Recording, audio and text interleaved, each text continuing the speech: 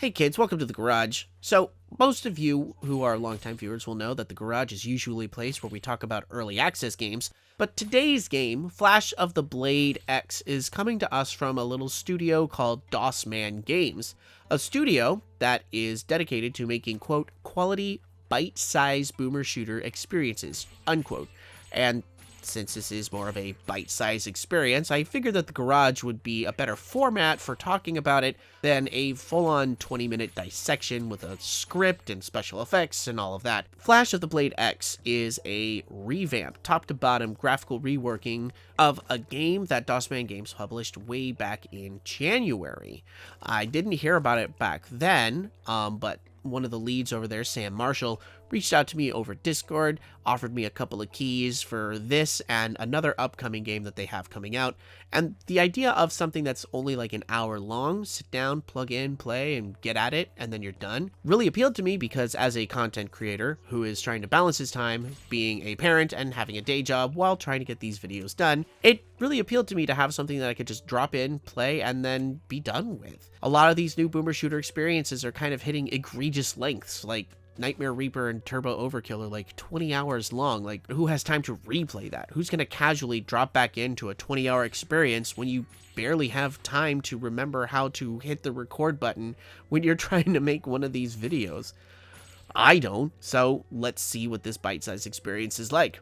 And for the most part, Flash of the Blade X is a really interesting, I feel, proof of concept. Now, there are a few things about it that I feel could use some refining, and I think moving forward, Dosman Games is going to be certainly refining this process because all these building blocks are here. When you look at a game like this, you have to take into consideration, like, do we have a firm foundation, even if the execution isn't as well refined as it could possibly be? And I do believe that that foundation really is here. So, to begin with, you are playing as a ninja who has been betrayed by his clan, so you're basically going to be slicing your way up the ranks to take out some of the generals in the clan and eventually make your way to the clan master and bring honor back to your name, or something like that. There are little story bits that pop in at the beginning of each map, which are unfortunately unskippable. And I say unfortunately because if you die in the map, you immediately restart the map, and then this story cutscene plays at the beginning of each map,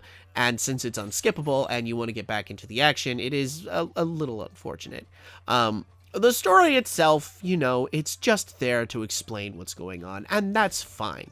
We've got a game that lasts for about an hour. It doesn't need to be a super deep story. Just give me the setup, tell me what I'm doing, and that's all it has to be.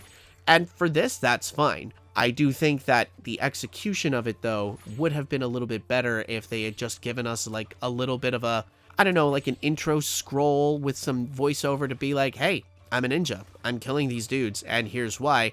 And then we don't need the story for the rest of the game. You can just go map, map, map, map, straight to the action, just get her done. Because as it stood, every time I finished a map, I knew that I was going to have to sit there through another batch of narration. I couldn't skip it. I knew if I died, then I would have to go back and re-listen to this whole thing over again in order to restart the level. And I think if we're going to have games like this, little bite-sized experiences, I think you're just going to want to get down and just plow through the goddamn thing.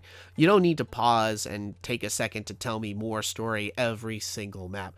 Give me a little bit at the very beginning. Let's get it out of the way, right? And that's coming from someone who values story in games. Just like, give me the setup, give me the shit, point me in the direction, and pull the trigger. But when you do pull the trigger in this game, it is, for the most part, quite a bit of fun. Some of the mechanics here don't always work as well as I think that I would like them to. For example, there is a crossbow that I had a hard time actually landing hits with.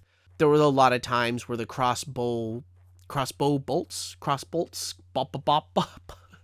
Try saying that 5 times fast. Where some of the crossbow bolts would pass literally right through an enemy. The hit detection was sometimes a little bit wonky with the projectiles, although it seemed to be pretty spot on with the melee weapons. The sword, the size, the sickle, all worked really well, had really good feedback, and felt good to use. But the projectile weapons, the crossbow and the ninja stars, had some issues, again, with that hit detection. Like, I felt like I just couldn't land some hits, even though it really kind of felt like my aim was pretty spot on. Admittedly, it is a little bit hard sometimes to feel like I have the ability to stop and actually aim in this game specifically, because there is generally a lot going on, and you can die pretty quickly. From what I understand, there used to be one-hit kills in this game, but they were turned off to add to the gameplay experience, which I think is a good idea, even though there are some enemies who are so weak that you can one-hit kill them. But that's great. That feeds into the power of fantasy. Projectile weapons are probably the bit that I had the hardest time with, even though the rest of it is just fine. The melee, the leaping, the jumping, the running, the movement, all of it feels really good. It took me a second to get into it and to get used to the melee, like how far I could be away from an enemy to swing at them and still hit them. But as I got into it, like, I went from being more experimental with my gameplay to being immersed in the gameplay pretty quickly. And for that, I give high marks, because that one was, I was a little biased against it because I'm not a big fan of ninjas, which I know, everyone says ninjas are cool, but I've just never gotten into it. And I also have a hard time with melee and first-person shooters, but I've got to give credit where credit is due. I found myself into this experience pretty quickly. Being a ninja, the theming here, it all works really well to the gameplay's credit. You have a really high jump, you do some excellent, there's some excellent platforming that you get to do, and it feels really smooth and it feels really solid. All of the construction building blocks are all here. Sometimes the execution just flails a little bit. For example, if you're standing above an enemy with your melee weapon and you're looking down at them, you don't always connect. In fact, I found that if I had any height over an enemy and I was utilizing a sword to try and swing downward at them, I wasn't connecting in the slightest, even though a lot of times it felt like they were hitting me. So that, combined with the spotty projectile hit detection, there were times when I felt a little frustrated where I knew I had to just get down and dirty and maybe crouch or something. So, for the most part, the game does have some spotty hit detection, depending on where you are. Another thing that I felt kind of held me back was the projectile weapons themselves, in that they fired so slowly and the reload time on them was also so slow that I felt like I couldn't really get a hang of how to utilize them during the course of my playthrough. And for me, I think if we're going to have a game like this short a length, this fast, furious, over and done with, you're going to want to have your weapons be as intuitive as possible to use from the get-go. Because, you know, if you have a game that is lengthier, then you have time for the gamers, the players, to get used to how those weapons work, how to utilize them.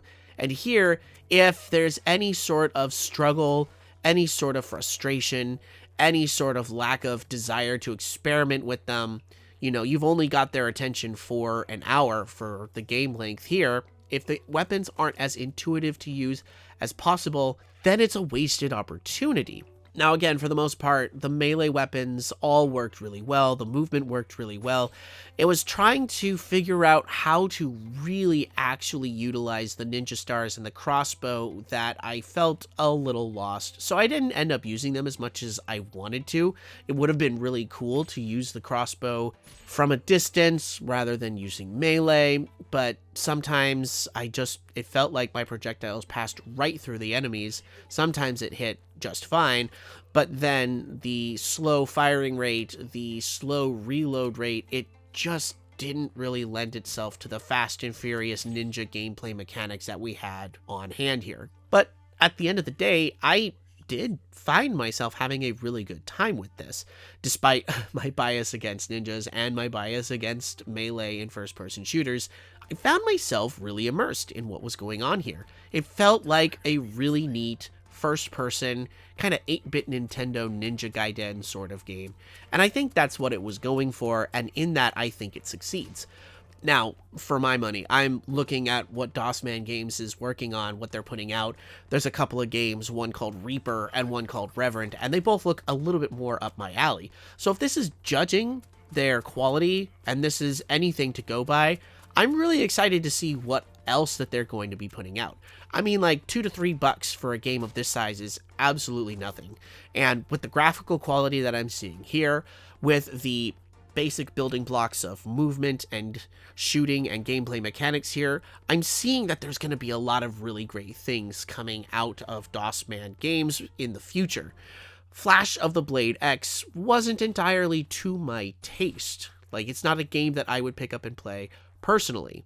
But in playing it, in judging it based on the mechanics and what they're doing here, and seeing how they can refine it moving forward, I think that this is a really excellent first taste of what Dosman Games is going to be doing.